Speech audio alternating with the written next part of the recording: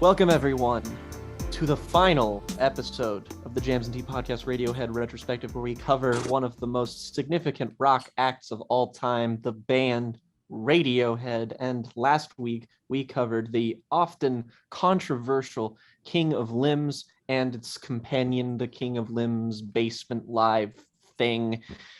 And now we have arrived at the end of our journey at the most recent album, A Moon-Shaped Pool, which is significant because I think, if anything, Radiohead albums being Radiohead albums are sort of received warmly by their entirely, very large fan base. But relatively speaking, this is the album, of course, that we're the closest to in current year. And while generally agreed upon to be good, if not great, A Moon-Shaped Pool, in my opinion, seems to be an album that is quite under-discussed from what I've seen. While it has very big songs that are definite talking points for fans and non-fans alike, really, it's an album where I feel like the real consensus on it hasn't fully settled with time yet. So I feel like that creates an interesting avenue for us. Absolutely. I think people are generally, when they talk about this record, they talk about kind of some of the things that are associated with its periphery and that are often people project into some of the lyricism on this record. The specific things I'm very vaguely alluding to, I'll get into in a minute, but people talk about the things that surround this record much more often than they talk about the actual album itself. And I feel that people often do this record a disservice because I think it's a really interesting record. I think it's obviously, relative to some of the other records that we've discussed, it's comparatively more muted and I think more of a grower. That's one of the biggest growers in the Radiohead discography, I'd say. But also it absolutely does not compromise on the intricacy that Radiohead's arrangements are known for. The level of detail, the level of originality in terms of just creative variants on basic standard templates for rock or songs or whatever genre you want to attribute to it. In short, basically what I'm saying is that I think each member of the band Radiohead, all five of them, are doing as good a work on this album as they've ever done. Tom York's vocals, particularly considering his age and the point at which this record came out in their career, sound positively spine-chilling on this album. Johnny Greenwork's work on this record manifests less in terms of guitar work and more in terms of his string arrangements, which are heavily influenced by his lengthy time working as a composer, and were performed in conjunction with, I believe, the London Symphony Orchestra, and are extensive. The string arrangements on this album are extensive to the point where, in terms of general musical attributes, they tend to be the first thing that people think of when they think of this album, as they think of the huge string arrangements and the unconventional string arrangements in certain cases as well. Johnny Greenwood absolutely flexes his muscles in terms of not only using strings as a bedrock for these layered, dense songs that are heavy on electronic elements, but the way that he arranges these strings are often unconventional and not in the sense where other rock bands would traditionally say, let's lay a string line on here to make it emotional or to signal how the audience should feel or to just double the emotional impact. A lot of the time, the way that strings are used here is very unusual, speaks some more to Greenwood's influence from abstract modern composers like Penderecki and many others as well. And we'll get into the specifics of how the weirdness of these string arrangements manifests in a minute. Also, I would say you give some stellar rhythmic work being done as ever. It always seems like the less shouted out members of Radiohead tend to sometimes have their work undervalued generally when discussed, but Phil and Colin's drum and bass work respectively have some incredible moments to shine on this record. And I think get particularly undervalued because people think of this as the quiet Radiohead album, which I think is a very reductive thing to call it. And as a result of that, they don't think of the rhythmic aspect that a lot of it has that's crucial to a lot of its impact. But that's absolutely a thing that's there. And of course, Ed O'Brien, the most unsung member of Radiohead in certain respects, in the sense that you can never quite tell exactly what it is that Ed's doing. But if you were to actually subtract Ed's contributions from any given song, it would immediately sound incredibly incomplete. And that's very true here. His guitar work is stellar throughout this record, and his soundscape and sound design work in conjunction with Nigel Godrich and the rest of the band is absolutely something to behold. So that's, I guess, the first thing I want to throw out there, is that one thing that gets underappreciated or under-discussed is just how dynamic and impressive each member of Radiohead is on this album in their own right, in a way that I think gets overshadowed by perhaps more obvious things to discuss. So there's that. And obviously we're getting to the point where there's increasingly, with each album, a larger and larger gap between releases for Radiohead. Some have hypothesized that this is going to be the last Radiohead album, and for a number of reasons. It's very easy to see why people would feel that way. Obviously, we have no evidence one way or the other, although when Radiohead have been asked about their future prospects for making music, they have been deliberately as vague as possible. So you'll never know. But for a number of reasons, which we'll get into, it very much feels like this is as conclusive a statement in terms of ending an era as Radiohead have ever made. And it has this real sense of finality to it that especially considering it's been 5 years since this record came out, I would not be surprised if Radiohead never make another record and are just content to exist as a touring band and as musicians that occasionally work together in various fashions. And that was the standard leading up to this record as well. There were a lot of side projects that happened in the interim between King of Limbs and A Moonshaped Pool. You had the formation of the band Atoms for Peace, which was a kind of rhythmic funk band, electronic band that Tom York formed with Nigel Godrich and Flea of the Red Hot Chili Peppers, among others as well. They put out one record, not an amazing record. It has some pretty good songs on it though, and allowed Tom, I guess, to exercise that creative impulse that, in terms of the more kind of electronic and eclectic and weird and dark side of things. He put out another solo record as well in 2014 too. And obviously, Johnny Greenwood busy scoring for Paul Thomas Anderson, among other filmmakers, Lynn Ramsey as well. So all of these things happening either before or indirectly after A Moonshaped Pool is released, but Radiohead eventually find the time to settle together and put this album together. And when I say it feels like a final album for Radiohead, and I say there's a lot of reasons why it feels that way, one of the reasons that immediately jumps to mind, and one thing that you might not necessarily be conscious of as much if you're not super into the Radiohead fan stuff, is that a large part of this record is comprised of songs that have existed for a long time. Most notably the song True Love Waits, which ends the record, which at the time of its release was over 20 years old. And in terms of the song itself. And that's far from the only example of this on the record. Like a number of the tracks on this record. The opener, I believe, is as old as Kid A. Burn the Witch is incredibly old, that core idea for the song. So like Burn the Witch, Identikit, The Numbers, a lot of those, Desert Island Disc as well, a lot of those songs have kind of existed in some form, been played live in some form, been kind of knocking around in the back sort of garden of Radiohead for a number of years. But when I say the core of those songs, what I mean is that the lyrics and the ideas and the musical sort of center of those songs has existed. But what Radiohead have done is they have taken the cores of certain songs like those, and they have unified them within this new holistic sonic aesthetic of this specific era. Like and what I mean by that is if you go back and you listen to older versions of True Love Waits or older versions of Burn the Witch, they sound utterly unrecognizable from the versions you hear on this album. And I don't mean like you can recognize the lyrics, but that's it. The most famous example is a live version of True Love Waits, which was played on acoustic guitar at a concert in the early 2000s that became a huge fan favorite recording.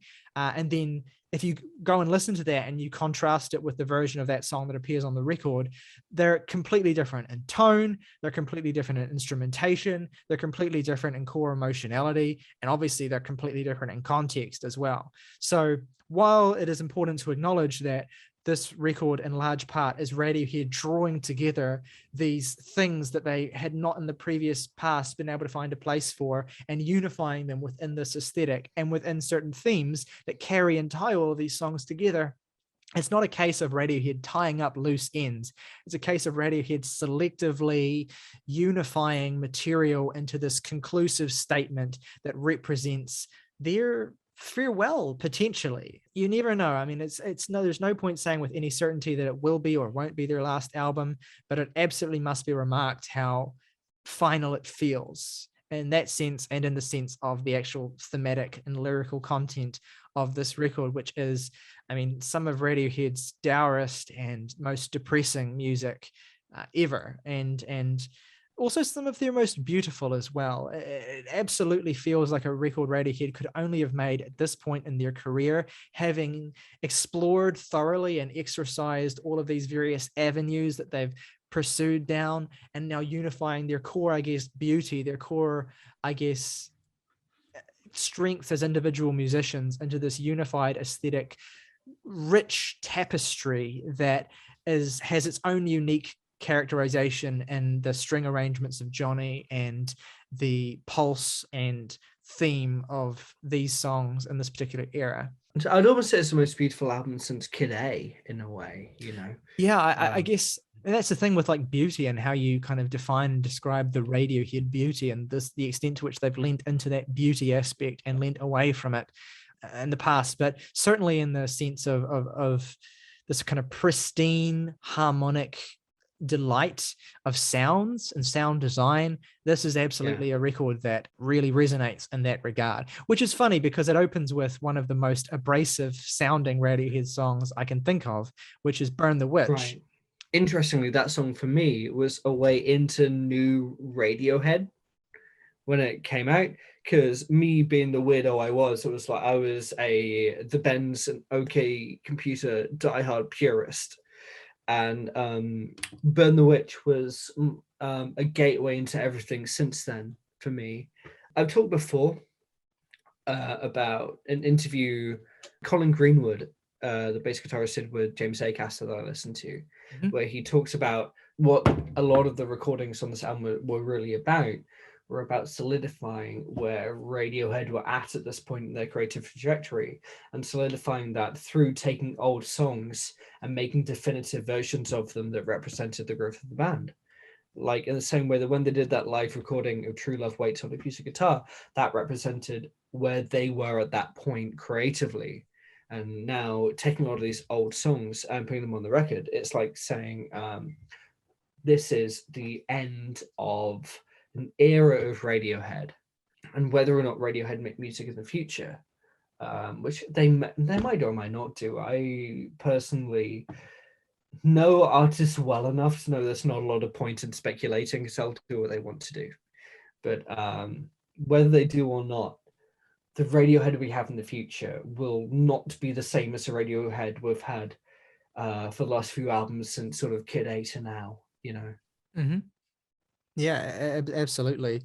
Another piece of kind of contextual information that I don't really want to dwell on too much, because I think to a certain extent its relevance has been projected onto this album in a way that I don't know that Tom has ever really made explicit. But one thing that a lot of people discuss, or the thing a lot of people discuss that obviously I just want to get off the chest, and you can all refer to it if you want to, it's definitely a valid piece of relevant information, but it became known that this album was recorded during a time in which Tom's ex-wife, Rachel Owen, was dying of cancer, and she passed away shortly after the album was released.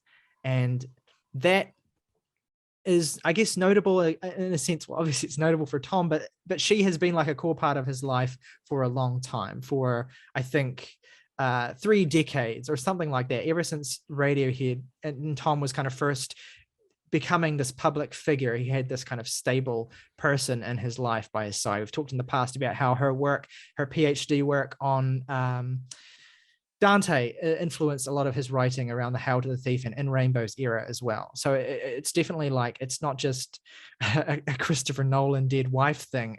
God, I can't believe I said that.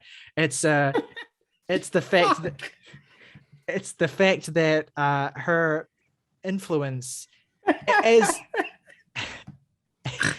it's the fact that her This influence Radiohead album is as good as a dead wife.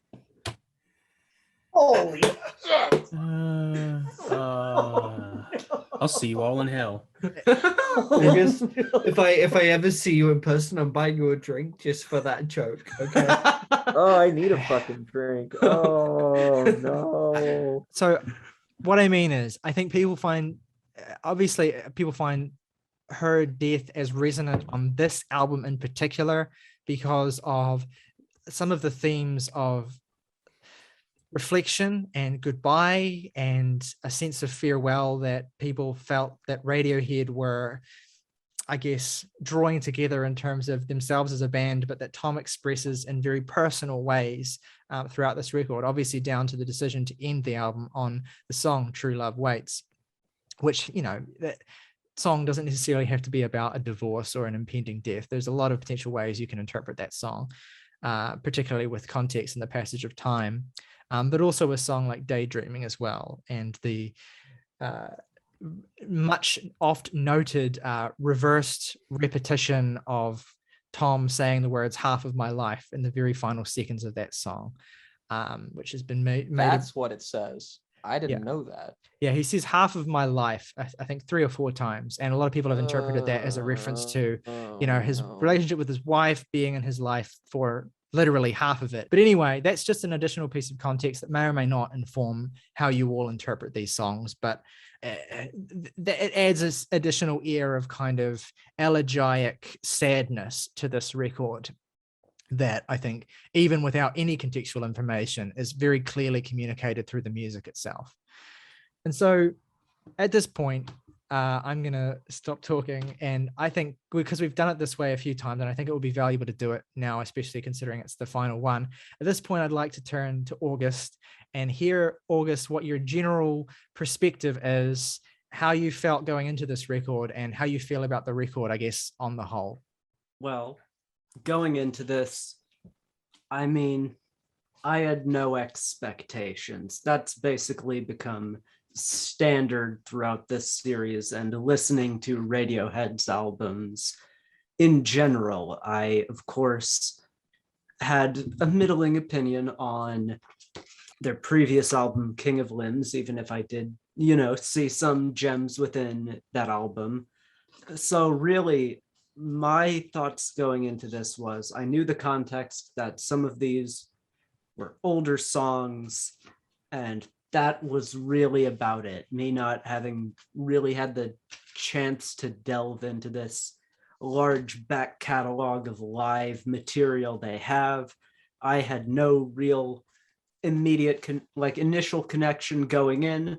So I think that was for me, that was a good place to start.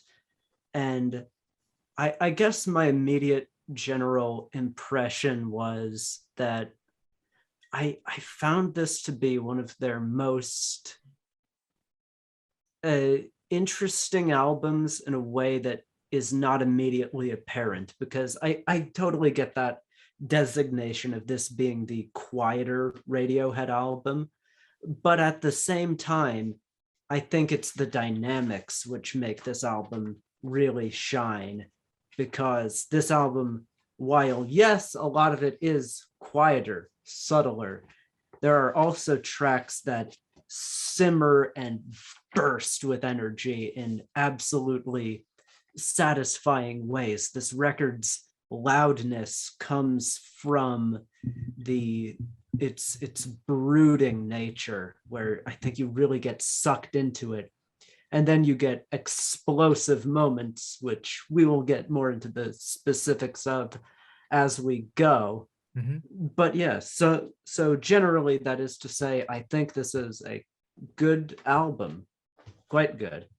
Fantastic. I just need to inform everyone that I just watched an entire emotional journey by watching Tyler's facial expressions as August elaborated his opinion. Like, I saw the entire Cabellian hero's journey in that 1 minute span. He will return home and never be the same. Oh my God. You're never to go back home, Sam.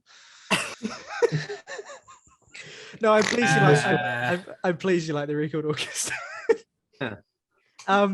Yeah, no, you've touched on a few things that are really important. The dynamics of this record are really huge. Not even just the relationship between the quieter moments and the louder moments, but also the fact that the band take great pains to layer the quieter moments with a lot of detail and complexity such that they don't just feel like interstitial tracks. I think a good example in that regard is the song Desert Island Disc, which is this gentle kind of plaintive acoustic song that serves as a nice bridge between these two kind of more intense tracks on the record.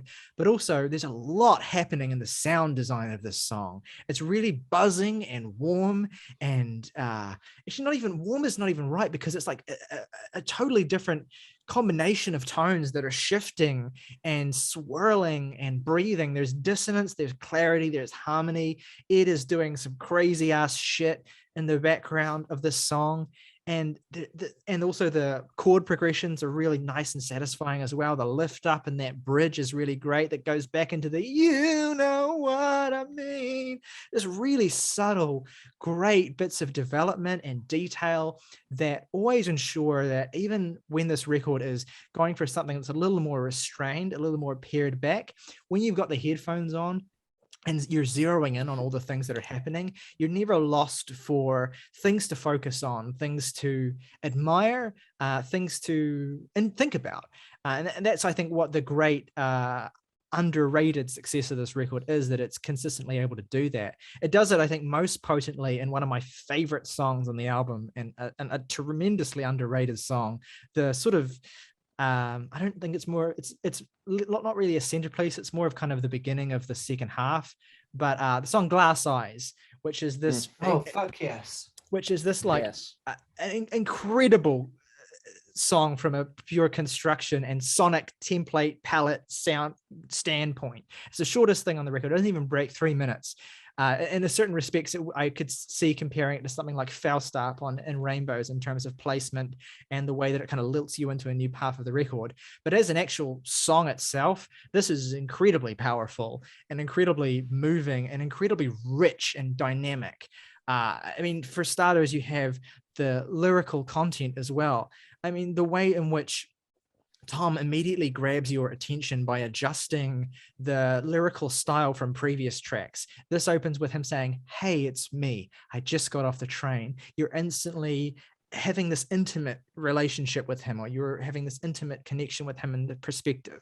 And he's relaying to you this experience of being in this place that is alien and terrifying. And I think more deeply, it's about kind of experiencing a sort of agoraphobic anxiety. It's not about a specific place or anything. It's kind of about an isolation that you feel, a distinct loneliness from whoever is around you or whatever is around you, and a desire to reach out and try and rescue a connection that can pull you out of that, but ultimately realizing that that connection is gone, that you can't do that, that the person you're reaching out to, you're addressing so tenderly, is not going to be able to save you anymore.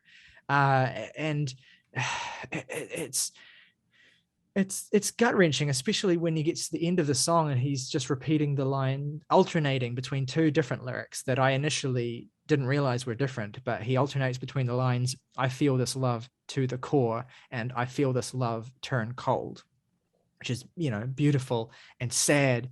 And that all in of itself is nice, but what really elevates the song is how dramatic everything else about it is to complement this melodramatic, panic, anxious state that he's in. You have these strings that are washing through it, that are kind of swirling around him, that are sometimes really beautiful and slow and lush, and other times really harsh and sharp and kind of dissonant.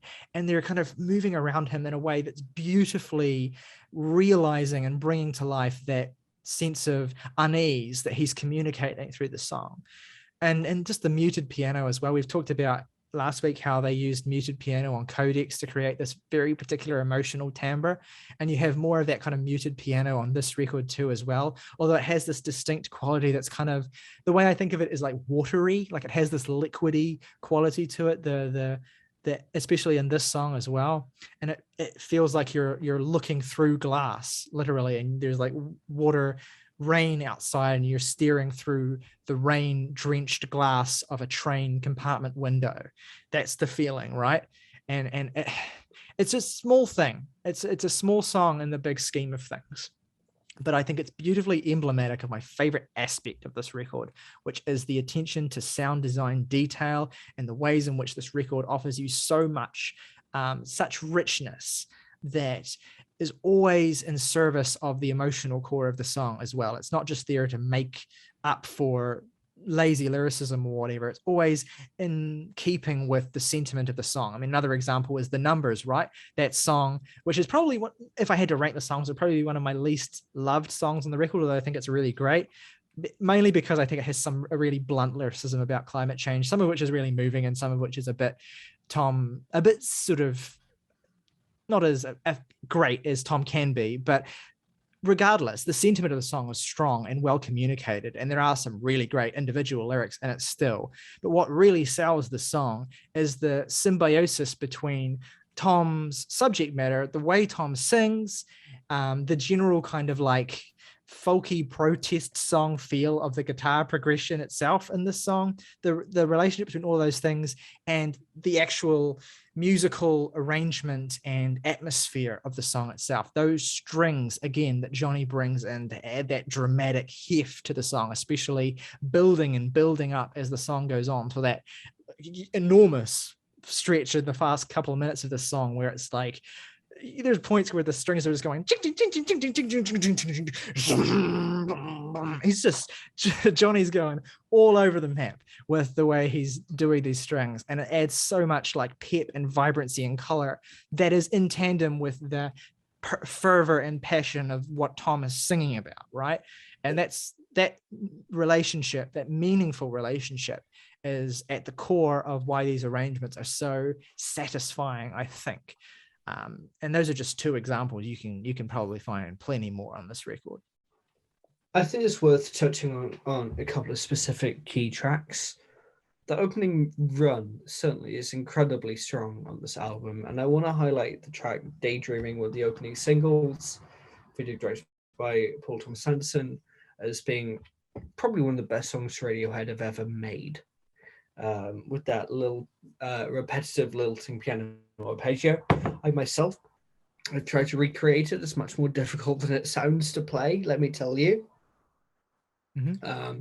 It's because the chords they are arpeggiating are very unique, and they create this really beautiful sense of space and sadness and melancholy. Like, it's a song that starts out and you feel like in some sort of nuclear apocalypse something is lost, and then as the piano picks up in the chorus to bridge, and they're very, very subtle. You have to pay attention to hear them. Very subtle computer glitches that emphasize the sense of something changing. It's like the movie Your Name, actually, where they're in the tomb of not the tomb, but the place where they sacrifice the sake, and your guy trips and it goes into watercolors from the anime sequence. That's what the key change in Daydreaming feels like, and it's of comparable beauty and a sense of something magical being rescued from desperate scenarios as well, which that movie and the song is sort of full of. And then going from that into a song like Dex Dark, which is immediately sort of the most Radiohead sounding song we've heard on the record so far, but it's so very different and includes a lot more runs along the piano triads, and that's something that I think is emblematic of a lot of what the record is doing, of using these much more sort of grounded instruments to create what they were aiming for in previous Radiohead records, and it creates this very unique tone that I find very exciting, you know. Like you look at something like Burn the Witch, and it's an organic bass being played, but it sounds like one of the synth lines on Kid A, or Amnesiac. It has this very kind of like synthesized purring quality to it, and it sounds off, right? Which is great because the strings in this track are like played in this very kind of like pizzicato way, I think, where it's like very sharp, and like I don't know the specific technique for playing the strings like that, but it's very obviously unorthodox. I think maybe that's probably a cool song to zero in on, because that was the lead single for the record, and this was a record that arrived with not much fanfare. I think the single came out like a week and a half before the album, and I don't know if we had a clear release date at that point. I can't remember, but I remember vividly the single and the video dropping, because it was this momentous moment. And of course, it's a song that sounds completely unlike any other Radiohead song that precedes it. I'd be very curious to hear, August, what your reaction was when you put this album on. You heard this opening track. I think lyrically, I thought it's fairly easy to get what they're going for here. The Burn the Witch title is a lot of what you need to know, and if you've ever read the McCarthy play, I think it's not hard to interpret the current political subtext relevant to this song. But I really loved that droning bass line paired with the frantic drumming to kick off the album. It definitely caught me off guard initially, as like, and at this point I honestly don't know how they do anything that catches me off guard, but this song still managed to do just that when it kicks off. Just that like acoustic guitar strumming to kick off the album is such a choice. It is the best way I can describe it. I don't think it's acoustic guitar. I'm pretty sure that's the strings that are being like played in this very plucky way. I'm pretty sure it's not acoustic guitar. I'm pretty sure that's the strings. Oh, wow. And they get more. If I was to guess, I think what they're doing, I think, is they're not plucking, but they're just like bouncing the bows off the strings to create that real. That's a cool technique then. Either way, I'm pretty confident that it is the orchestra that are doing that, and you can hear how it intensifies as the song goes on, and at the conclusion as well, it gets very kind of shrill and shrieky, and it's very unique quality. No wonder it caught you off guard and you couldn't quite place it. I mean, where would you hear that elsewhere? Yeah, exactly. Like that's not a technique someone just thinks to do right out of the gate. So yeah, I think it's a really good way to kick off the album. I mean, the thing that I think is really interesting about that is it feels like since Kid A, there have been two streams in what Radiohead have been doing. Like one is chasing that electronic IDM influence, and one is chasing their origins as a rock band. And this is the first album where I feel like those two streams have met a real synthesis of I mean, I think I prefer In Rainbows as a record, but those are still songs where you feel like they're a couple that's following one tail and a lot more than following another. This is the one where it's like those tails have joined up and they are the same sound and they're doing the same thing. And that is very, very cool to me. And Burn the Witch is a great statement of intent in that regard. Yeah.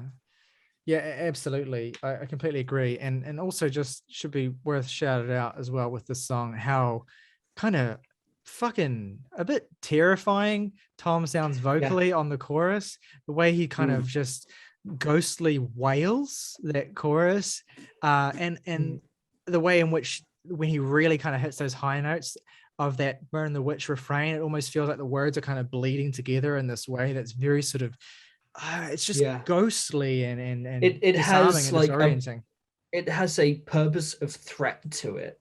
It's like really channeled by the music video homaging the Wicker Man in the stop motion version. Yeah, where it's like Tom York is singing like he's Christopher Lee in the Wicker Man. He knows the evil thing and he's leading you into it. Yeah, I like that. That's also an apt way of describing it.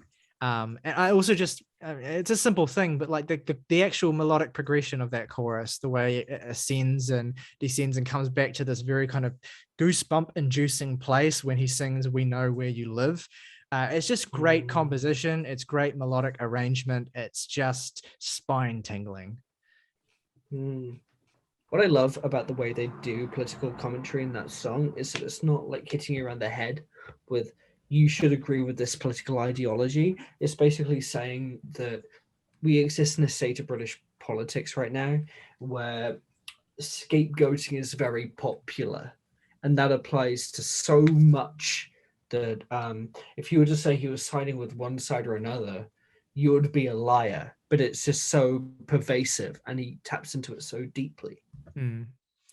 Yeah, and I think that the I guess political overhanging feeling of this song and of certain other songs as well.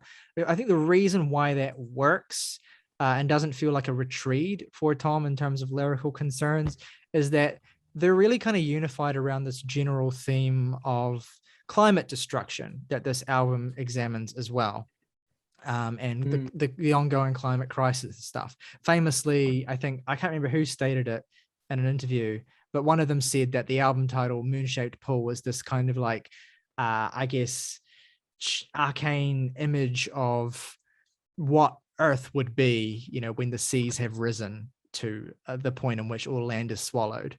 And that's, I think, the sort of thing that's covered, or not covered, but like they get at with the album cover, with that kind of splurling splosh of silver and white and this kind of orb at the center of it.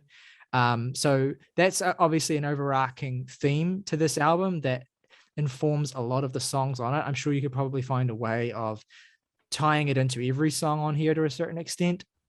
And so the political stuff that is established with Burn the Witch feels, I mean, at first it feels a bit like, okay, here we go, Tom doing the whole sort of government are stealing their government or scaremongering, all that sort of stuff again and again. But once you have the holistic entirety of the album, you see it as a piece of this wider, I guess, howl of anguish against a world of stasis in the face of crisis, basically. A world of not doing anything. We literally do something, everyone. And that's obviously the other song that explicitly gets into that is The Numbers as well, which I already kind of hinted at. And you get seeds of that in other songs as well, like Ful Stop too, and we can get into as we discuss them. But that overarching thing, I think that's the most consistent and clear thematic link that I can see with this record. I'm sure others can be applied. The grief thing can be applied as well, but to me, it only kind of works in certain parts. So yeah, I think that's kind of the anchoring of this album with that opening track. And then you go into Daydreaming, which was the second and final single released in association with this album, came out the day before it came out. I remember it so vividly. I was in my university hall room and I shut the curtains and turned the lights off and watched this video and you know, did the sort of shit that Radiohead fans do when a Radiohead album comes out, make it the ceremonious thing because it's a big deal.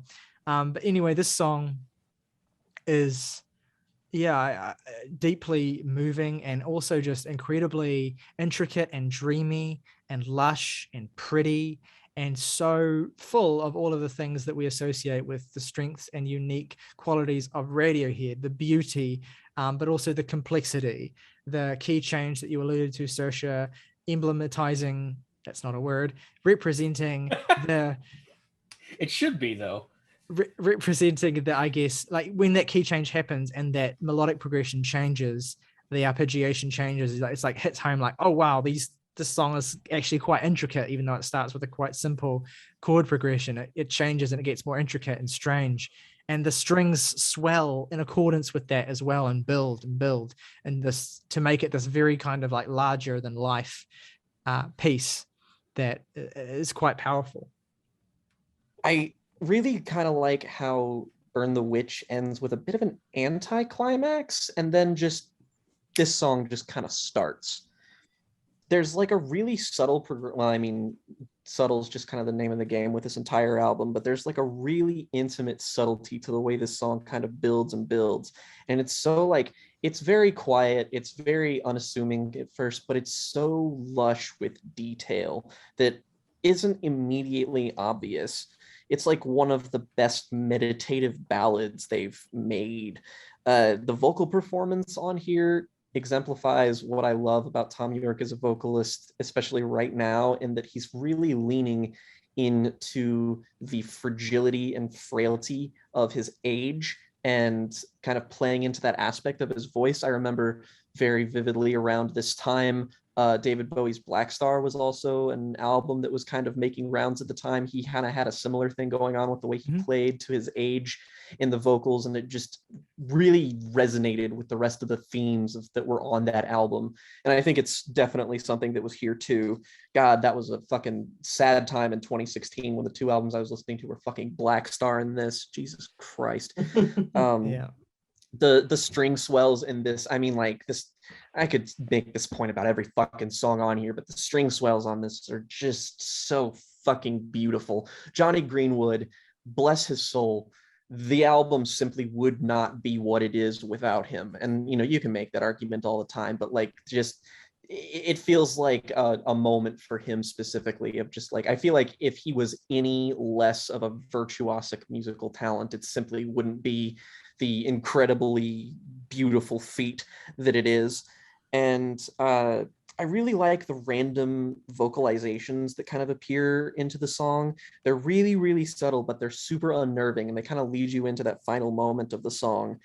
And it's like the whole sonic spectrum for dreaming.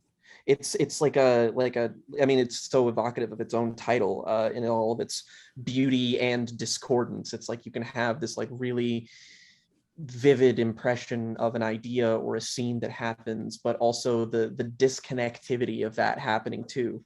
And the end with just like those sort of reversed vocals and the way they just kind of sound like, I don't know, like they're just very breathy and very uncomfortable. It's so fucking unsettling, and you just don't really expect the song to go there when you first hear it, because it's that pristine, austere beauty that ultimately becomes something that's just genuinely kind of upsetting, and which perfectly leads into the next two songs on the album.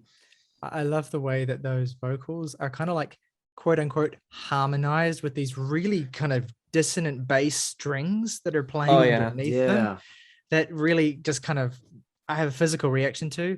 One more thing I'll just add really quickly that I didn't think of until now, in terms of the lyrical content of the song and how it relates to this concept. Because if I had to describe the concept of this record in one word, I would say it is inaction.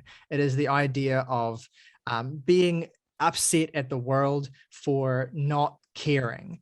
And this is helplessness as well. And this is a song where it's like, I think it's about, so we've got songs on this record that are about how people with power and politics and stuff don't care about the climate crisis or about whatever you want to frame it around. And this is a song, I guess, about general apathy of people. It makes reference in the video to Plato's allegory of the cave, which I won't get into, but that's also relevant to this theme as well. And this idea of disassociating from responsibility and accepting a kind of subservient fate instead of actually taking charge of yourself and of your place in the world and of the potential that you could have to influence something positive. It's a song about daydreaming instead of actually doing something, and it's quite powerful in that regard, I think. Gotta once again rep for that kind of almost choral vocal section that comes in towards the end of this song. I love the way those choral vocals almost kind of come together with the instrument to form this grand, like sweeping motion into the outro with that reversed audio. I think that's a really brilliant little moment on this album. Awesome. Okay. And then we go into Dex Dark, which again, I think has already been alluded to as a slightly more, I guess, conventional Radiohead song in terms of that sort of rock song structure that it has relative to the more freeform and loose Daydreaming. But I think this is another song where, again, the beauty and the sonic atmosphere that the album is going for is really painted with these very kind of distinct brushes. I think of, we talked about kind of choral vocals, but I guess now that I think about it, do recur quite frequently on this record as a tool for aiding in that atmosphere. You have these, I guess, really kind of strangely ghostly vocals that are happening in the back of this sound. Oh, and they're kind of moving around and weaving as Tom is singing. And I love, my favorite thing about the song is how there's this relationship musically between the parts of it that are kind of loose and where he's kind of moving around, and then when the rhythm will kick back in again for the chorus, and there'll be kind of stability again. There's like parts of the song feels like it's moving through this loose space, and then when you get back to the chorus, it's like you're grounded, and in this kind of beautiful place. And what's also, I think, interesting about this song is that it kind of is a bit of a lyrical callback, or at least a continuation of a lyrical motif that goes back to Subterranean Homesick Alien from OK Computer, right?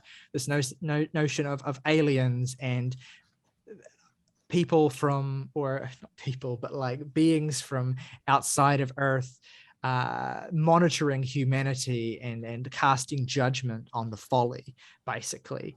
And I think that it's powerful in the way that it calls back to that thing, but then contextualizes it within this new sort of concept that this record has.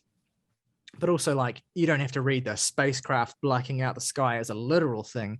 You could read this song as being about like being depressed or being anxious or being kind of like overwhelmed, and you run back to the back and you cover your ears, but it's the loudest sound you heard, and you were trapped ragdoll cloth people. So you can read the song in a number of different ways, I think, all of which are quite cool, and it also just sounds great. This is very nearly my favorite Radiohead song. I came to the conclusion that it wasn't a month ago, but close silver medal. There is something about this song, man, that it's got an X factor that just really speaks to me. It's such a fucking, like, Tyler already spoke to the kind of thematic depth of it being a little bit more malleable, but like the elaboration it kind of goes upon of just like, there seems to be like a crowd of people who witness it, and they like laugh at it, which is such an eerie fucking image to me. I just think about that and I'm like, ugh, that's okay. Ugh. Yeah, it's like And the idea of apathy in the last song curdling into this kind of like really toxic emotion. yeah, and there's like a resonating female vocal presence too, and there's just like, it's kind of like an inversion of the alien imagery from OK Computer, where an alien taking you away from home is the thing that's going to improve your view of the world. You want to view it from their perspective, a perspective that isn't yours. Whereas here, it's this harbinger of doom and melancholy, and it's like there's a real kind of, I mean, sadness just innately to that it's just like you see something so otherworldly as something that could be positive, and now it's just kind of been infected to be something that's also equally as dark. And it's so like, I mean, I'm gonna say it a lot with this album, but it's so dense with ambience everywhere on the album. It's like drowning in nothing but details. And like I feel like it's almost got sort of like the dark pianos and cycling drum beat at the end are like super awesome, by the way. I love how it just kind of like stops and leaves you with it, like you're trying to process it at the very end. And it's like a perfect comparison to In Rainbows, but it's like more, obviously more subtle, more moody, more dark. It blends that kind of organic and artificial thing that they were going for on that album and on to this one. And I also think that like this album has that kind of In Rainbows approach, but it also has a lot of the same looping qualities that the King of Limbs had, especially not quite on this song, a little bit at the end, more so with something like the next one. But this album really does feel like, even though it's still definitely got its own identity, it's an album that only Radiohead could make at this stage in their career. They really are incorporating things from every possible era that they've had thus far. I absolutely agree.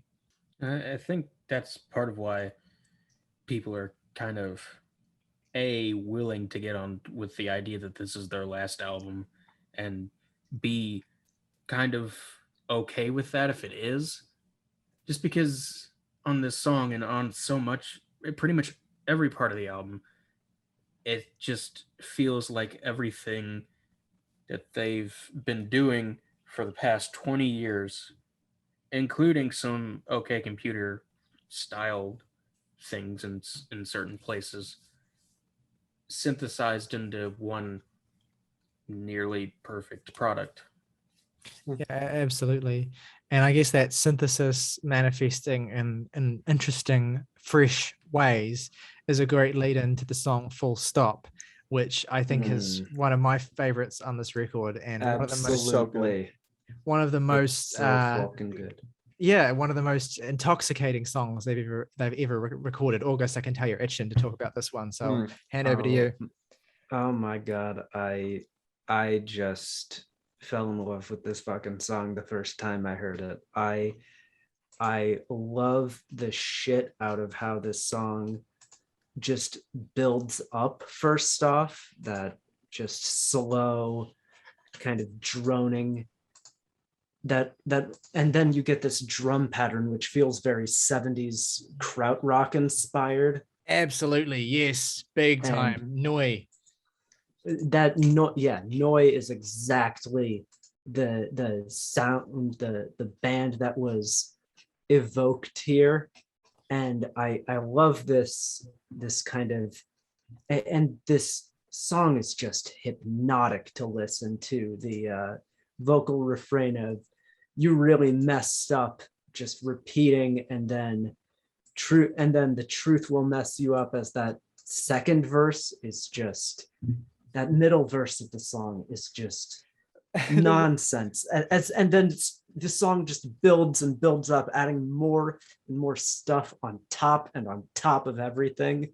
I particularly think of the really psychedelic tinged guitar, which is so exciting. Yeah. It feels so, it's the song that somehow, after they've been working for 23 years, some odd years at this point, and they've managed to create a song that to me feels like completely fresh within their catalog.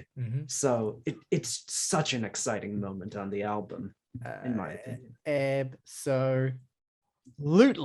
And what I love about, again, just to get on my like music-y head again, I love about the way that all of the elements of the song interact is that they're all in service of this continual building tension, everything that happens and every stylistic decision that's made, even down to the way that Tom vocalizes in this song, which is very like unconventional, the way he sings in this track. Like he sings at points, he's like, his singing is kind of like pained or like distant or strange or strained. The way he sings, he sings "Truth will mess you up" over and over again, but he sings it like "Truth will mess you up, truth will mess you up," and it's really disorienting in combination with everything that's happening with the rhythmic backbone of the song as well. And you're right to shout that out as well. When I was alluding earlier to Phil and Colin getting a little bit overshadowed on this record, I was specifically thinking of this song, where I think might be the best work of Colin Greenwood's entire career. The bass work in particular. Oh my god, it's some on of this my song favorite shit.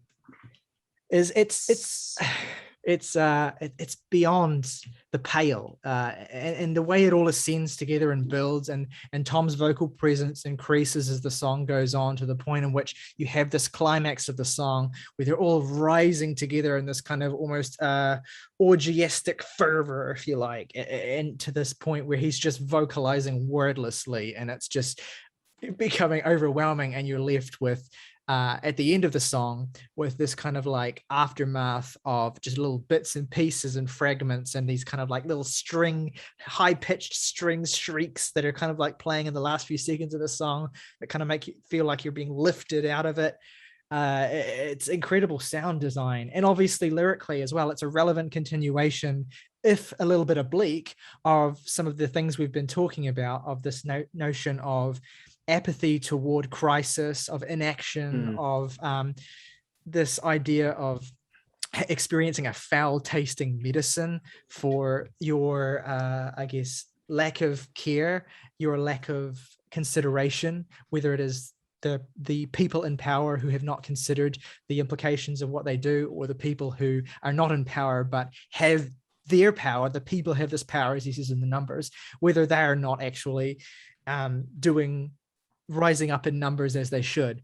In that sense, that the truth will mess you up then becomes this really haunting and quite terrifying thing when you think of the implications of it in the context of all of these things. The truth in question being that no one really gives a shit that the world is ending. That's the truth. No one actually cares, and there's nothing that can be done. I know that's the very kind of morbid and dark and pessimistic view, and obviously it's not exclusively what you can take from the song, but in a certain sense it feels like, for this song at least, and you have counterpoints on the record that are more optimistic, I guess, but for this song at least, you're really wallowing in the worst possible feeling. And the way he sings "You Really Messed Up" this time over and over again towards the end, it's kind of like this kind of frail, like half-hearted, sarcastic remark of like, "Oh, you really fucked it up this time," as if it's something that can't really be undone. And yeah, it's a lot to take in. Which is, why I think it's meaningful that the album then goes into Glass Eyes, which allows a moment of reflection without deviating from that emotional tone. Tom is still in this, panicked state, but it's more personal and more introspective, and it makes a really lovely counterpoint to Full Stop. Incidentally, this is one of my favorite little random details about sequencing of any Radiohead record. I don't know if any of the rest of you have ever noticed this, but the songs on this record are in alphabetical order, which I guess is just an accident, because I don't feel like they were sequenced that way on purpose, because I think the sequencing and the flow is perfect, but they just happen to be in alphabetical order.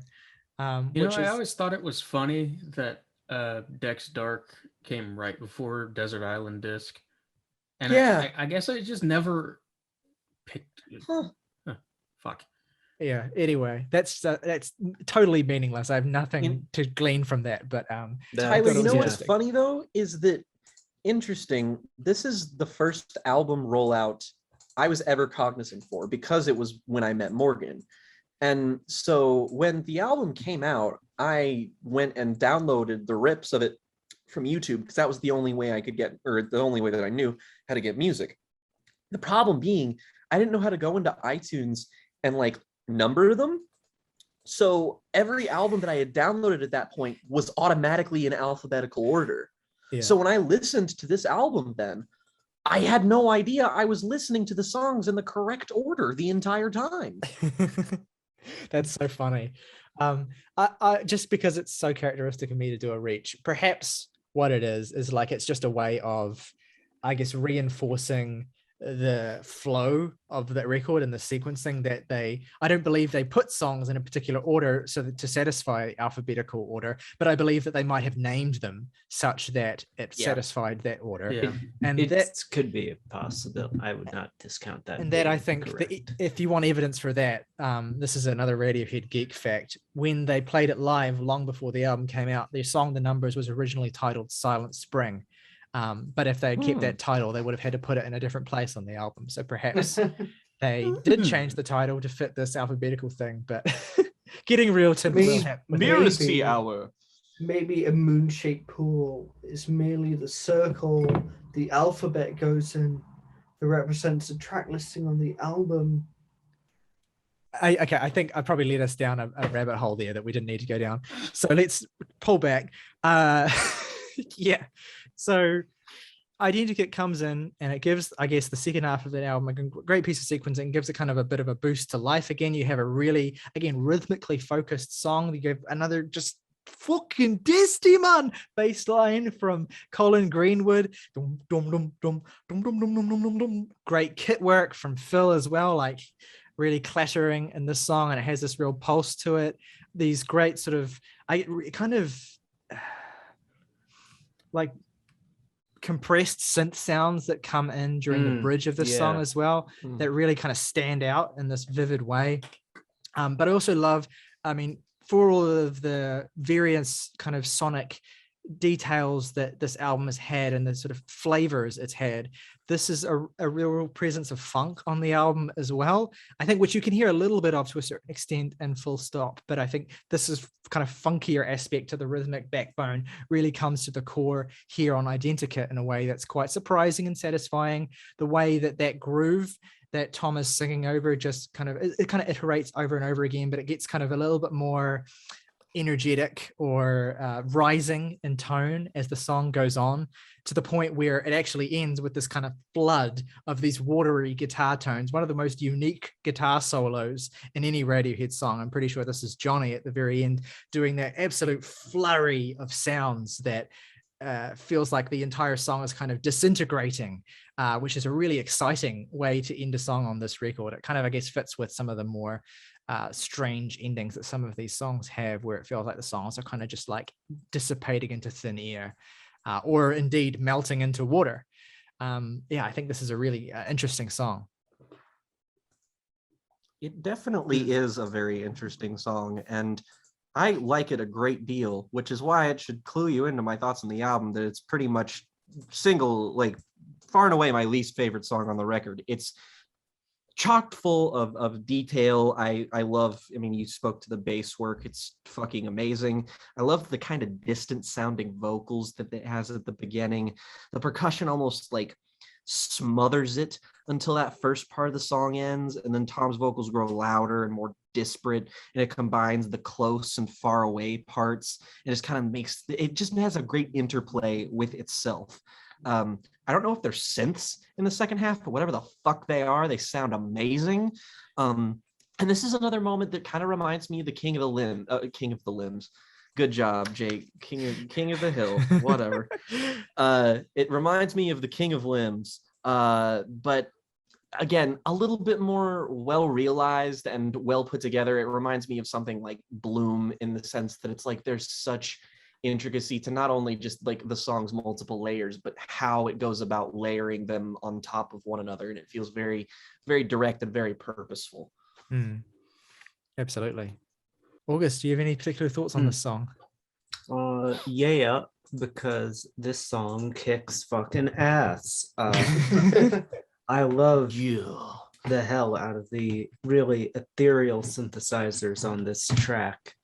Those are dope as hell. I think just the instrumental palette presented on Identikit is really good. It's just immaculate as a whole. I love the buzzing, bright guitar on this song. I think that's something I just need to generally say about this album. I think the really more drony qualities to a lot of these instruments allow for this kind of buzzing, kind of really lively feel to a lot of what's going on here. Every instrument is popping and sizzling and bursting with life. Notably, the drums here. I love the drum progression, the pattern that leads you through this song, and lyrically, I love this track's hook. Now I See You Messing Me Around hook is such an earworm, and that Broken Hearts Make It Rain, when the instrumentation once again just sweeps up into this massive thing. The guitars doing like is so sick. And then the track sweeps down from that and lowers in its energy, and it once again really nicely embodies that dynamic that this album has in its very best moments. Totally. I'm curious what you think about the, I guess, lyrical subject matter of this song, and in relation to some of the things that I've already kind of talked about. These notions of sweet-faced ones with nothing left inside. I don't want to know when I see you messing me around, and of course that refrain of broken hearts make it rain. I've kind of struggled to pass the song. I think I have an idea of it now, but I'd be curious to hear what you think. I guess my idea of how it fits into that apathy, that kind of general apathy, is this idea of knowing knowing the person you're with is kind of going behind your back, whether that's cheating or however you want to interpret that, and just kind of not caring because there's some part about you that wants you to make it work and make things have a happy ending because you've got this dependency to them, and that's where I think this broken hearts make it rain comes in, where if you're without this person, it's just gonna destroy you, and that sweet face they put on is what is kind of that Sure. it's I guess kind of this mask for this deceit, even though it's so abundant and apparent to you. Mhm. So that's at least to me where the track kind of fits in, taking that concept, that general concept of apathy and wanting to push things aside for later, just this desperate clinging on. And that could tie into Tom's real life as we've kind of gone over that desperation. Although I don't know when this track was written, it may just be a happy little coincidence that Yeah, I think that this song was one of the songs that had been around for a while, but I think that nevertheless context fairly leads to certain interpretations. I have a similar sort of interpretation, but I guess it relates more back to the general theme of a broader text about power structures and society. And it's kind of this notion of, I suppose, betrayal by those who you rely on to lead the world correctly, to dictate the way that things should be. And the desire, again, that apathy of, yeah, you're right, that line, when I see you messing me around, I don't want to know, is obviously a very clear depiction of like choosing not to acknowledge the pain that's being inflicted or the betrayal that's being inflicted. And I think, again, if you were to tie this back to a song like Daydreaming or a song like Dex Dark or even a song like Full Stop, you can see a kind of continuation of how that would apply in a political or in a world context as well. And so yeah, I think that it fits nicely into that broader interpretation that I think carries the entire record, but also when you can boil it down to a central idea that we've both discussed, that you can take in any direction from there as well. So yeah, I've obviously already alluded to the numbers, the kind of most overt song in terms of this theme of environmental devastation, and more than that though, Tom's opinion that there is a need for individual people and collectively, to acknowledge the situation they're in, the crisis that they're in, and it could be any crisis, to be fair, and to then take the agency and take the control of the crisis. And I love, as I've kind of already alluded to, the kind of folky protest song feel that this has, and the way that in and of itself, if it was just that, it would easily be like not a song that I care for all that much. But the way in which that is, I guess, laid out and filled out by what Johnny is doing in terms of the string arrangement and the way in which the song builds, I think adds this dramatic heft to it that elevates it in a way that I think is quite powerful ultimately. Yeah. I like that weird sound effect that it starts with. Kind of reminds me of the national anthem in a weird way. It feels almost like a pure disconnected collage of sound until the guitar shows up to kind of guide you through it. Yes. Like some of the sound effects just kind of cut off abruptly and keep you on your toes. Like if you listen close, it feels like you're like being led along somewhere through something.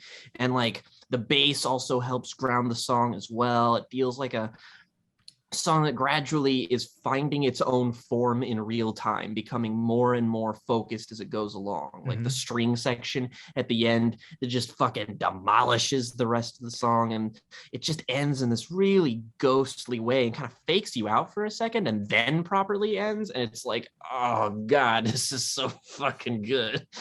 I think you just saying that now is kind of, I had a bit of it like a mini epiphany. The structure of this song is kind of like a snowball that's kind of rolling down a hill, and it's just gradually accumulating more and more mass as it goes on, more and more detail. And what I think the significance of those really kind of disconnected noises that open the song is that it's like the chaos of a people who are, I guess, at odds with each other or not communicating. And then Tom's voice comes in almost as though, like you say, to kind of lead and to kind of create a through line. And then as the song goes on, all of the kind of chaotic elements become, I guess, more unified around this arrangement, and then more thunderous in terms of the impact of the unified people. I know I'm doing it, reading heavy into it with that, but like that, I think I've always wondered about like why the song is so filled with all this extraneous detail and noise. And I think maybe it's something to do with the noise made by people, as broadcast would say,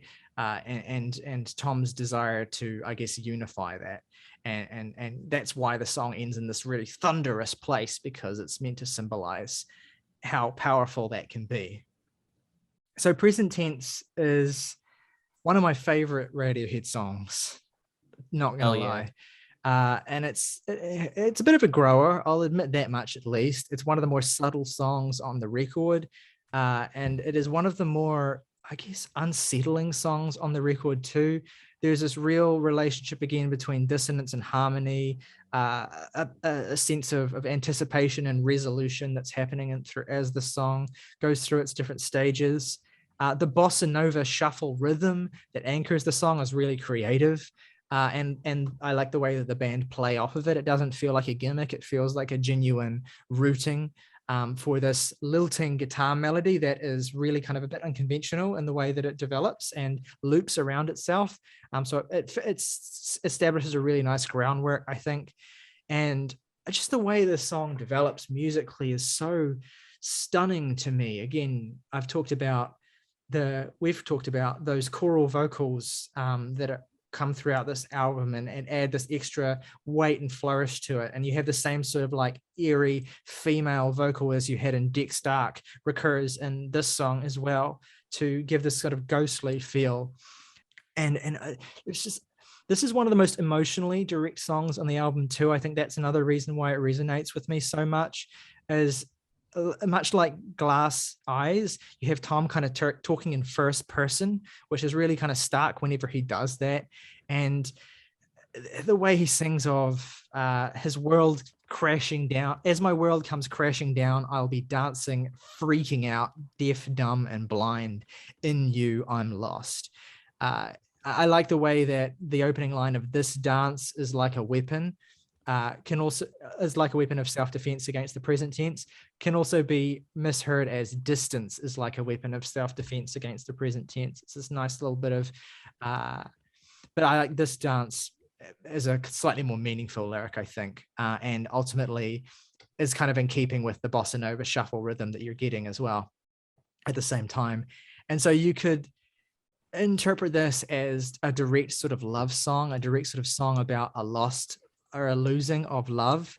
I mean, he has that line specifically, all this love has been in vain. You could read it, I guess, in line with as a sort of continuation of some of the ideas of Identikit, of this kind of falling apart of some kind of relationship. But ultimately there's this, it comes back to that refrain of in you, I'm lost, whether you interpret that as being lost within another person, or whether you interpret it as being lost within a particular emotional state that's kind of holding you down, whether it's your depression, about your anxiety, your climate crisis, whatever emotional feeling you're feeling. It's a song about, I guess, being held prisoner in that and reflecting on your state. And I find it quite devastating in that regard. It really moves me every time I listen to this album.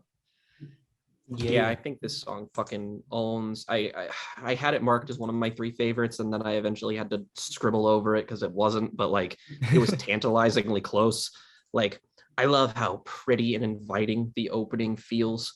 And I don't know if this is just my brain going crazy or something, but the guitar tone and maybe the chord progression really remind me of something, and I don't know what it is, and it drives me fucking crazy. I was just sitting at work for like an hour being like, what the fuck does this sound like? And I came up with nothing. But regardless, I think this like embodies the ethereal beauty of a moon-shaped pool better than most songs, barring maybe Daydreaming. And like the backing strings that are just kind of buried in the mix are just perfect. I fucking love that kind of accent that's going on with the entirety of the song. It's just, oh fuck, it's so good. It's so good. Yeah, this track's awesome. I love the really jittery tribal rhythm to this.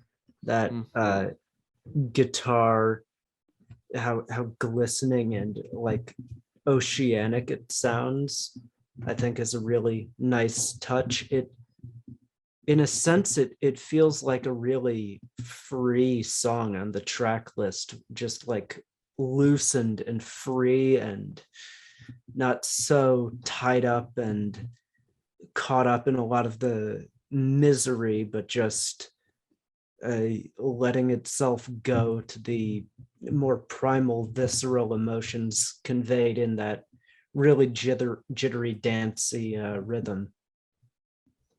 Hell yeah. I'm pleased you like that one. And so then we get to Tinker Tailor, Soldier Sailor, Rich Man, Poor Man, Vegan Man, Thief, which is like a title comes from an English counting nursery rhyme.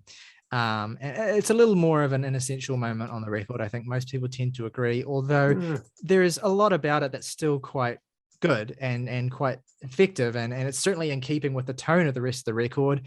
The synths sound great. The strings again like steal the show. At the end, oh my god,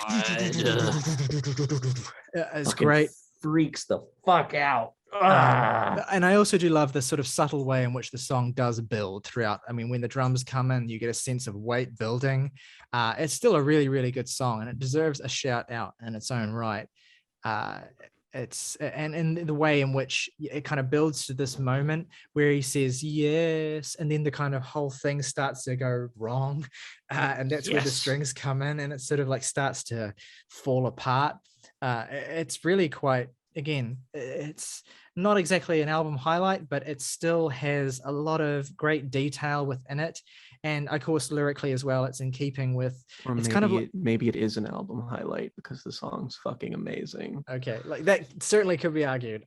Lyrically as well, it's like there's this weird sense of real doom to it, and kind of like being lulled into the ocean, like kind of, it's like a siren song almost that Tom is trying to evoke with this track. And it's very eerie in a way that like Tom's lyrical writing on the rest of the record, even when some of the other songs are eerie, he's never quite this eerie in terms of how he writes. And it's I always get a little bit of a childish giggle when the song starts and he says all the holes are coming alive. Anyway, that's stupid. No, it's not. Stop. anyway, the one you light to keep your fires away, the one you light your fires to keep away is crawling out upon its belly, and all you have to do is say yes. That's this weird sense of like some horrific evil being given birth to and kind of trying to suck the life out of you and telling you to give into it. And that whatever that evil represents, again, you could read it in terms of the interpretations I've given. It's very unsettling, and it comes in nicely. Yeah, and so at this point, we approach the end of the record. And before we kind of discuss the closing track and how it fits in, and I guess as a way of prefiguring it, I'd like to, because I think August has spoken by and large on some of the more, I guess, dramatic moments on this record. I'd like to hear, August, from you about how you feel the quieter moments of this record serve it, whether you do feel they serve it, and how the sort of, I guess, subtler moments of this record resonate or don't resonate with you. I do like a lot of the quieter moments, like I guess tracks like Glass Eyes is a little on that quieter side. even Daydreaming. I think a lot of the quieter moments on this record do feel like essential pieces to this larger picture.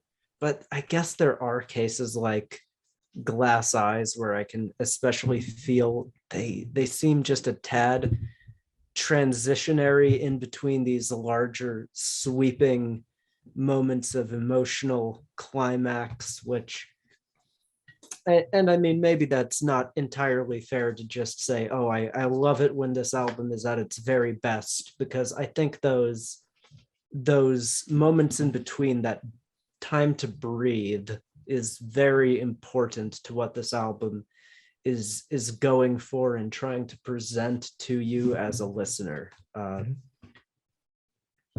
I mean, I do think tracks like I do think they're more even quieter, sometimes even more standard Radiohead leaning songs do have their nice moments. They do have their nice, subtler, sweeping progressions, not in a micro sense, but rather in a macro sense across the entire song. And I think that's valuable to how this album is paced, how it flows. Yeah, I totally agree, and I just want to give you a chance because we've kind of glossed over certain songs, so there's that. But on that note, then, what do you think of the closer of this record and potentially the final song of Radiohead's career?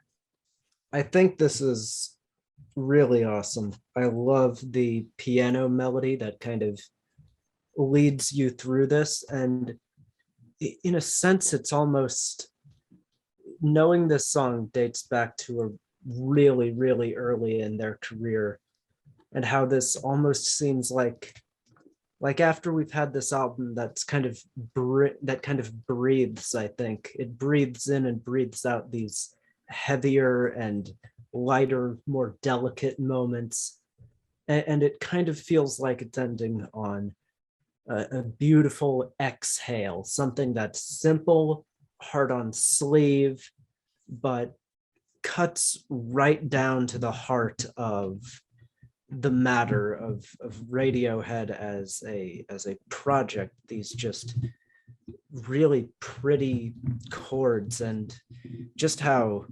immediately heart soul rending this track is. Like it makes me understand why this was put off for so long, because it feels like a song the band really wanted to perfect and round out, and somehow going through all this time, it seems like a simpler, softer solution was the best way to present this track. And I think it really benefits it when this song is so immediate with its writing, that it is just immediate with its performance, its instrumentation. Not to say that these are necessarily weak or even mediocre elements. It just leads to this whole picture kind of being very complementary and adding up to this really nice bow on the whole album, I think. This is like the disintegration of Radiohead. Like, it's not a Cure reference. I mean, literal disintegration. What I love about this song is how broken it is. Like how broken it sounds, how every element of it is broken, like split into pieces, and just like that piano melody is reasonably consistent, but also like I think whoever plays it is playing it so slowly that, and then occasionally will just leave out notes and like leave a gap, almost like a disintegration loop sort of thing, where occasionally the melody will be incomplete and then other times it will be complete. And there's a sense of like unraveling in the playing that's happening. And particularly as the song develops and the playing gets, I guess, more dense and layered over top with piano overdubs as well, to the point where it almost sounds double tracked or like cluttered as it goes on. That's really powerful playing and just, sound design and layering. The muted tone, ever so slightly muted tone to that piano. It's not as muted as other tones we've talked about, but it's just muted enough to make it feel slightly muffled in a way that leaves you at a slight distance from the song and from what's happening, and that kind of accentuates that feeling of terrified anxiety of emptiness and loneliness the song represents. And I mean, it's obvious why a lot of people have drawn the association between the song and the album more broadly, and Tom's relationship with his dying ex-wife. And I think that's obviously valid and stuff. And I mean, especially considering the fact that for all we know, it might well be that this song was originally written 20 years ago for her, for all we know, especially considering how like Tom was often drawing from like very personal elements of his life in very hard on sleeve ways in the way that he wrote in the 90s. But equally, you know, it can be seen as this final sort of elegy, this final sort of last holding on to whatever relationship or thing that you think that the album is about, and the sense of feeling terrified at the impermanence of it, feeling terrified at the impermanence of the world, feeling terrified at the impermanence of living, feeling terrified at the impermanence of anything and everything that can die, and that is born, that is made, and that goes, and all that sort of stuff. Like, that's at the core of the feeling in the song. And I like the fact that because I'm a super Radiohead fan, I know what inspired lines like "drown my beliefs to have your babies" and "true love lives on lollipops and crisps." But it doesn't matter if you don't know that, because even if you don't, they work as these kind of like surreally haunting images that... Yeah, I don't want to know. It takes away the mystique, honestly. I love that they're so like, you get the idea that they're very specific because they're very important to the person singing it. And that's why they work for me. Yeah, there's something to be said about the contrast between lines like "true love waits in haunted attics, true love lives on lollipops and crisps," that sort of surreal combination of images, and then the directness of lines like "I'm not living, I'm just killing time, your tiny hands, your crazy kitten smile." Like, yeah, that's cool. That's fine. yeah, it's beautifully like fragmented lyricism from Tom in a way that like he hasn't done this sort of fragmented lyricism on a Radiohead record in a while. And I love how minimal it is. Like, it's very much, every line is just 3 or 4 words at most, sometimes just 2 words.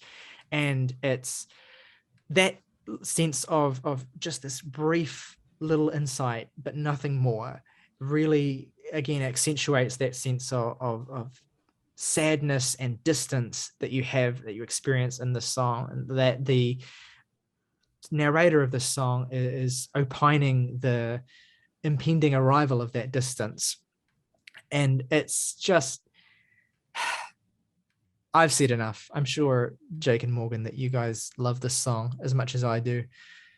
I mean, it's such a fucking like, it's not even like a stereotype. It's just like, it's sort of taken for granted how good this song is in the band's canon at this point. It's just like, it basically exists separate from the album that it exists on. And I don't even think that's basically because it, you know, did exist before the album existed, but it just sort of has its own reputation. But it's like, it really is the simplicity that makes it. And it's the lyrical passage is that are the ones that are the most devastating to me, are the ones that are delivered with the most, like I talked about, Tom's fragility in his voice, and the way he just really, really, really subtly cracks his own voice on "Don't Leave." Oh, it's fucking devastating. Like, you're just like, especially at the end of all of this, after listening to the entire career of Radiohead, and then this I hear is the last song, and it's just like, fucking no, don't, you don't leave, fuck you. I think like the thing that really undoes me, I mean, of many things, I guess, but like, if you listen to one of the original, like the live version of the song that Radiohead officially released on an EP they put out in like 2001, And if you listen to that live version, it's this acoustic version of the song that's like 2 minutes shorter because it's faster. That's another thing, is that the song's been really slowed down here. And Tom is really impassioned in the way he sings in that original version of it. Like he's almost bleating when he cries out those lines. But on this version, you don't get a sense that he's actually playing. You get a sense that it's resignation, that there's almost a kind of acceptance in it. And it's almost as though the words themselves, it's this real sort of like empty brokenness that I said before that makes it so devastating. You get a sense that there is no real hope for staying in this song. And that's what really fucks me up about it. The more I think about it, I think this actually might be the bleakest song they made since Street Spirit. And that's because of two things. The title combined with the "I'm not living, I'm just killing time" lyric, as if to imply that love, this, force that Tom's been talking about since, the inception of Radiohead's career, even if it wasn't always in, it's talking about heartbreak a lot, or resignation or loneliness or whatever.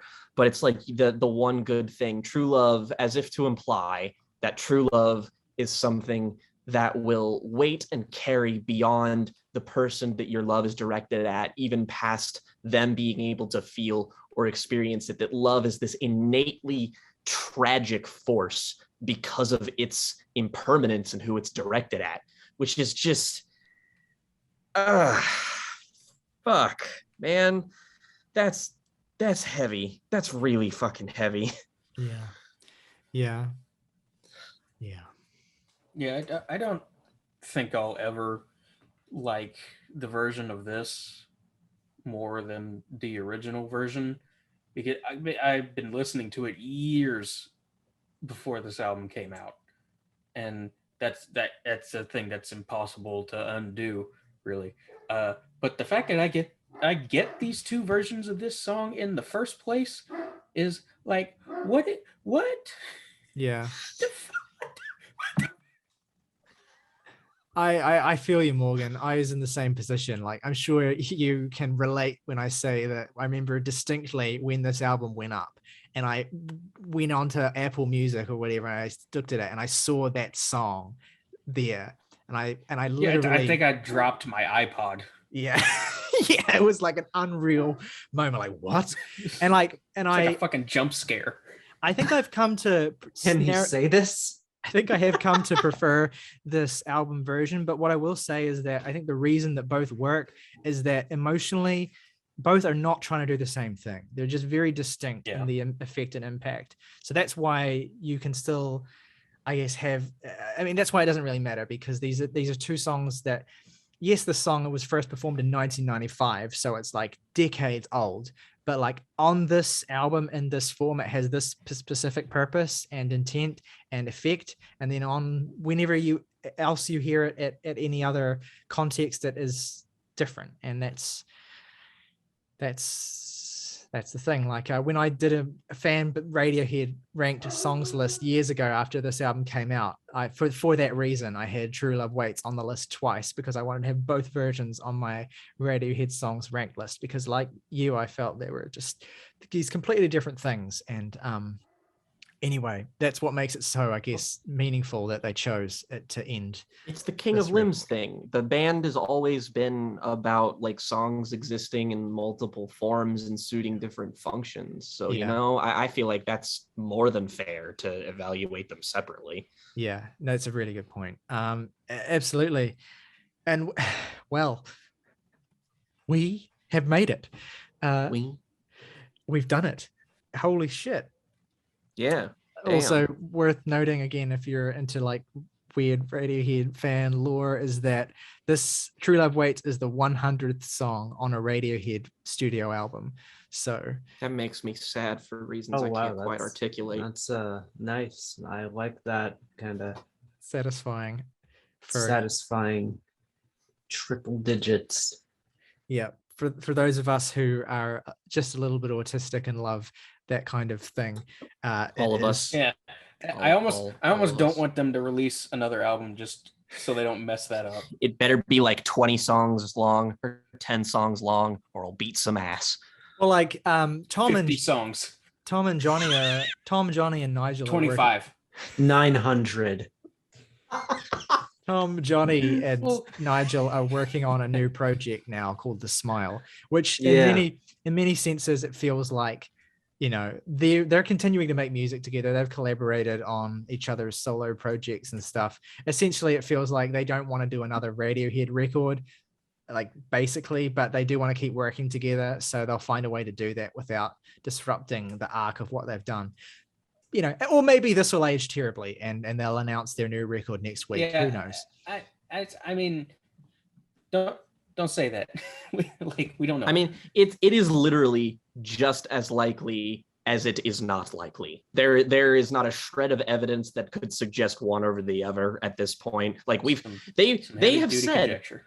at points, they're like, oh yeah, we're working on new music. It's like, does that mean solo music? Does that mean band music? We don't actually know. I mean, They don't know one thing either, I would guess. One thing I will say is their time between releases has been getting longer and longer. So that's why I don't think it's unreasonable to discount the possibility, but also entirely reasonable to discount the possibility. Yeah. Hey, and at least so you can that- trade the we don't have 100 studio Radiohead album songs for they have 10 albums. Yeah. Yeah, But that's exactly. that's a bit more pedestrian and it's less satisfying, and it's anyway. I'm just trying to find a silver lining. So just as a little curio before we're going to wrap this up, and on the note of True Love Waits, there's this cool thing that happened a few years ago. Some Radiohead fan like spent a long time trying to craft a program to determine by algorithm what the saddest Radiohead song is. Oh yeah, I remember this. Yeah, they ended up determining by algorithm, and this was taking into account both lyricism, in all facets, like how repeated words were, like the BPM, the amount of different things in the song, and they did come up with True Love Waits, the album version, as the most depressing Radiohead song, which you know, interestingly though, and this I guess speaks to the limitations of algorithms and the extent to which you have to like really take into account other things that an algorithm maybe can't capture. Street Spirit didn't even make the top 10. So there you go. Well, Street Spirit's just so when you much think- more complicated than like sad, though. I can kind True. of understand that. Yeah, that's true. The top Except 10, its complicated nature makes it even more sad. the top Fair 10, enough. the top 10 saddest Radiohead songs by algorithm are from the 10 is Videotape. 9 is Tinker, Tailor, Soldier, etc. Interestingly, which I guess is a very spare song. Number 8, which really interests me, and I guess this is maybe because it has the words "kill yourself" in it multiple times, but High and Dry is at number 8. Number 7 is there Dollars you and go. Cents, which is a very gloomy song, so I definitely think that belongs on the list. Number 6 is exit music for a film, which is we've talked about the Yep. ways you can interpret that, I guess, as maybe having a more complicated significance, but it is a very gloomy song. 5 is Pyramid Song, which is interesting because that song is more peaceful to me than sad, but whatever. Number 4 is Let Down, which makes a whole lot of sense. Yeah. Number 3 is Motion Picture Soundtrack, which also makes a whole lot of sense. Yeah. And number 2 is actually really interesting, and I can only assume it's this high because it only has like a few different words in it, and most of them are "don't," and that's the song "Give Up the Ghost" off of King of Limbs. Yeah. Which Wait, is- and no surprises. That's weird Yeah. to me. that's Yeah, interesting, right? Yeah. Although I Yeah. guess algorithmically the rhythm and beat of that song is a little more upbeat, so it Yeah, might it's not- kind of bright. And an algorithm doesn't know what to do with a line as poetically life destroying as "I'll take a handshake of carbon monoxide." So true. like so that actually I guess is fairly rational. Yeah. that but I dissonance. cannot think of anything more Radiohead than compiling a list of saddest songs by an algorithm. yeah. Yeah. They had a gloom index, which they used also to determine like a ranking of the Fucking album. losers. Yeah, yeah. Such losers. Well, yes, but also we're the kind of losers that would do this sort of thing. Also, they Touche. also That's what I'm saying. yeah, they also had a gloom index of the albums as well. And interestingly, I just want to make sure I read this in the correct direction. And maybe the fact that we find this interesting is worse than actually making it. Yeah. Like, oh, this is a useful categorization. This is fascinating. Yeah. I go, So with the gloom index, McDie. Moonshaped Pool does end up being the gloomiest Radiohead album also. It's understandable. Closely followed by Amnesiac, interestingly enough. Yeah. Okay. But anyway, that's enough of that. Let's move into our favorite tracks and ratings then for A Moon-Shaped Pool. Jake, what are your favorite tracks and ratings for Moon-Shaped Pool? Fucking stereotypically, we're gonna have True Love Waits, which I wrote extensive notes on every single song on this album. For True Love Waits, I wrote "fuck, man." That's it. Second, I'm gonna go with Dex Dark, and after that, I'm going to go with Glass Eyes. And my least favorite song is Identikit, even though I think that song is pretty spectacular, honestly. And I give this album a 9.5. Morgan. Yeah, my three favorites are Daydreaming, Dex Dark, and probably True Love Waits. It's not like it matters; they're all good. My least favorite is Tinker, Tailor, Soldier, Sailor, Rich Man, Poor Man, Beggar Man, Thief, which is also quite good. And I will give this a 9. Beautiful. So that was a 9.5 from Jake, I think, and a 9 from Morgan. My wise, I will say my three favorite tracks are Daydreaming, Present Tense, and Glass Eyes. That's pretty easy at the moment. Least favorite is Tinker, etc. The Tinker, The Tinker Man, Tinker Tailor Soldier Spy, the Tinker Annual Jamboree. And I'm tossing between a 9 and a 9.5. I've wavered on this over the years. I'm going to stick with a 9 on this. Very, very, very strong 9. I think this is a properly great album. damn right it is. All right. My three favorite tracks are I'm gonna say True Love Waits, Full Stop, and Identikit. Least favorite is Tinker, Tailor, Soldier, Sailor, Rich Man, Poor Man, Beggar Man, Thief, and Keeping Secrets of Silent Earth 3. Get a Power on Burning Star 4 from Peer Through the Eyes of Magic. Yeah. And I give this album a 7 out of 10. Alrighty.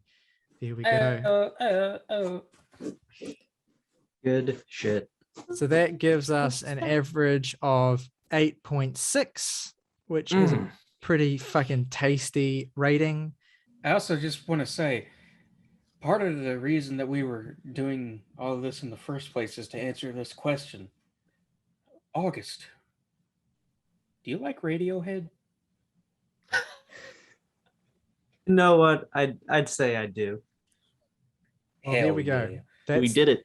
That's the biggest vindication for an idea that I think I've ever experienced in terms of the amount of time that went into it. So Achievement unlocked. But barring the fact that Genesis Owusu's dad found our video and sent it to him, this might be the podcast's greatest accomplishment. possibly to date. I'll throw in the 100% average of Deadwing. That was Oh yeah. That was pretty. Which also August played the key role in. Yeah. Oh, That was yeah. Yes. pretty, as the kids say, poggers. Let's go into I our. don't think they say it like that. Do they? The Pog- kids pog- they. Fucking yeah. Alan Rickman poggers. The kids they Poggers. they say that the poggers.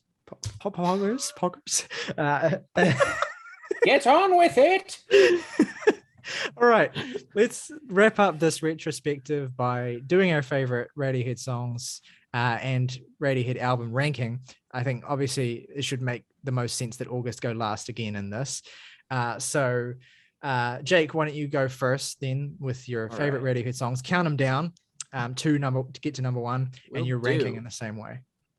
All right. My album ranking is going to be in, well, first of all, I should say that I have included King of Limbs and King of Limbs Basement on 2 separate entries on my list, as I should. So in 10th place, we have Pablo Honey. In 9th place, we have the studio version of the King of Limbs. In 8th place, we have Amnesiac. In 7th place, we have King of Limbs Basement version. In 6th place, we have the Bends. 5th place, Hail to the Thief. 4th place, Kid A. 3rd place, A Moon-Shaped Pool. 2nd place, OK Computer. And 1st place, In Rainbows. And top 10 songs, gonna do a couple honorable mentions because I couldn't not. Honorable mentions: Motion Picture Soundtrack, Airbag, and Sail to the Moon. Number 10, Tree Fingers. Number 9, Glass Eyes. Number 8, Videotape. Number 7, True Love Waits. Number 6, Weird Fishes. Number 5, Nude. Number 4, Street Spirit. Number 3, How to Disappear Completely. Number 2, Dex Dark. And number 1, Exit Music for a Film. Baller. Let's fucking go. Morgan.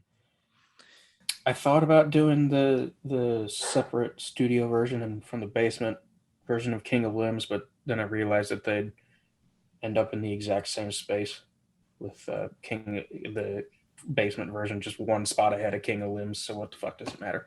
Same thing. Yeah.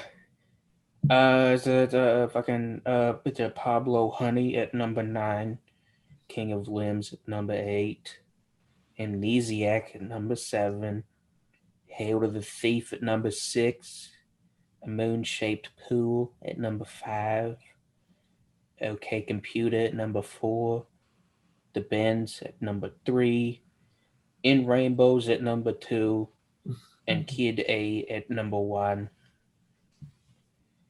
And I'm going to do a top 20 because I made the list and fuck it. Yeah. Number 20, Black Star off the Bends. 19, I Promise off of OK Not OK. 18, Life in a Glass House off of Amnesiac. 17, Motion Picture Soundtrack. 16, Climbing Up the Walls. 15, Fake Plastic Trees. 14, Optimistic. 13, Man of War. 12, No Surprises. 11, 2 plus 2 equals 5. 10, Nude. 9, Idiotech. 8, Kid A title track. 7, Street Spirit.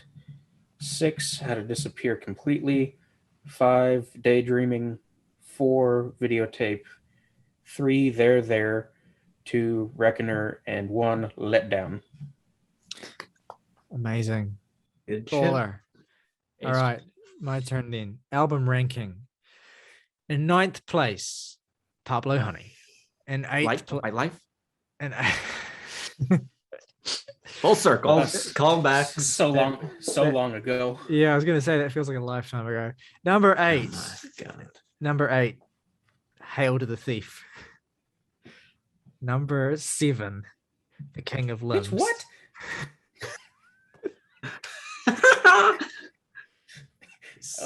Carry on. Number 7, The King of Limbs. Number 6, The Bends. Number 5, Amnesiac. Number 4, A Moon-Shaped Pool. Number 3, OK Computer. Number 2, In Rainbows, which Jake, you just played a big part in boosting that above OK Computer, incidentally, with your passion for that album. And my number 1, of course, is Kid A. I milked some of the hot takes there because I knew they would drive you crazy, but that is genuinely how I feel. but it was close. Like, Yeah. for instance, Some people are genuinely on crack cocaine, so I could very easily have, like, not suggesting I was going to and decided not to be mean, but I could, in theory, very easily switch Amnesiac and Benz because I have them at exactly the same rating.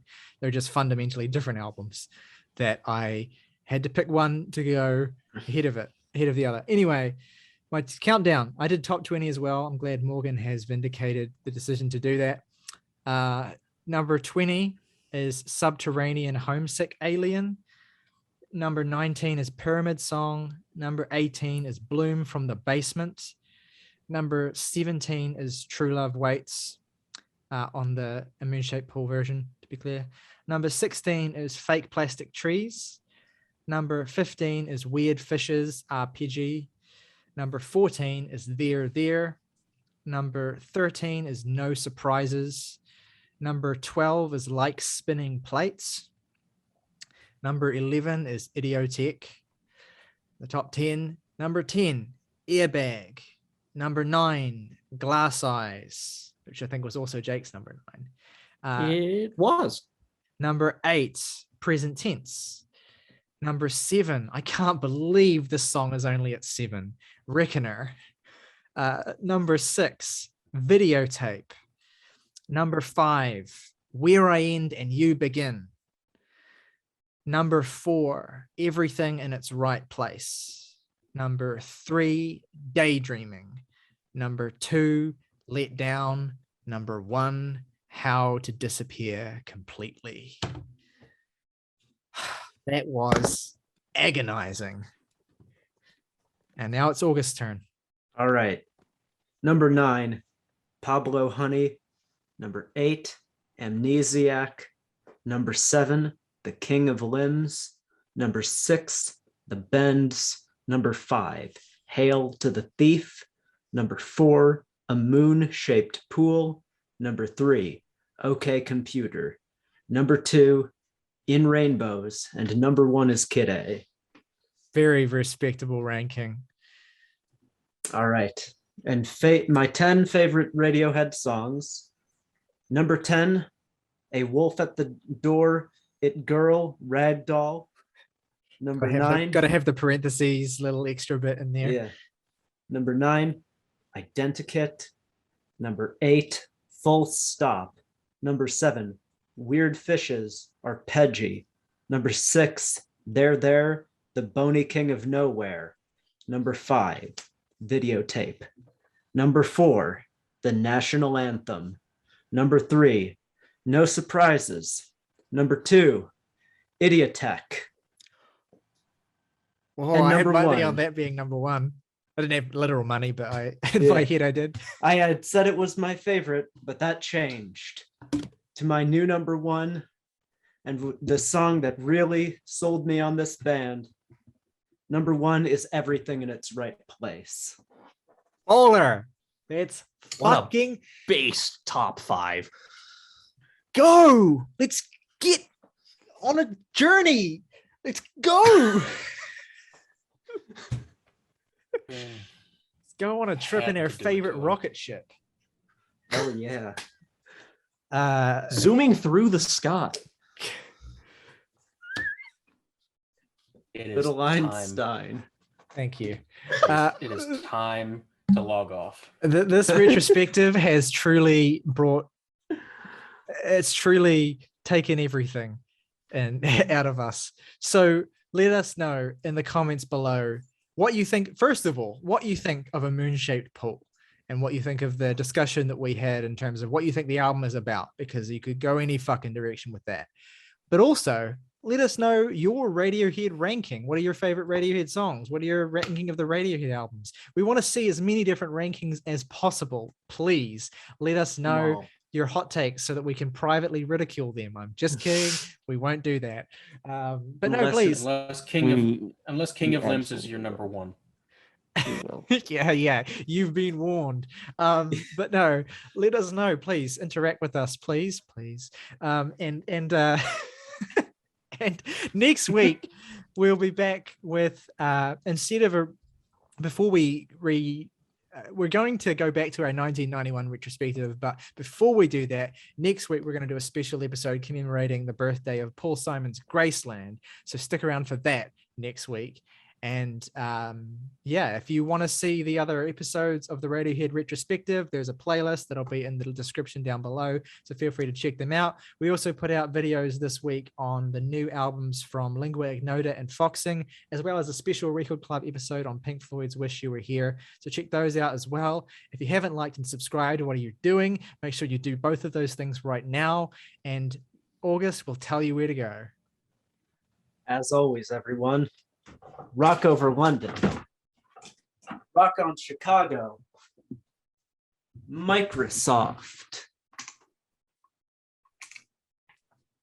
It just works.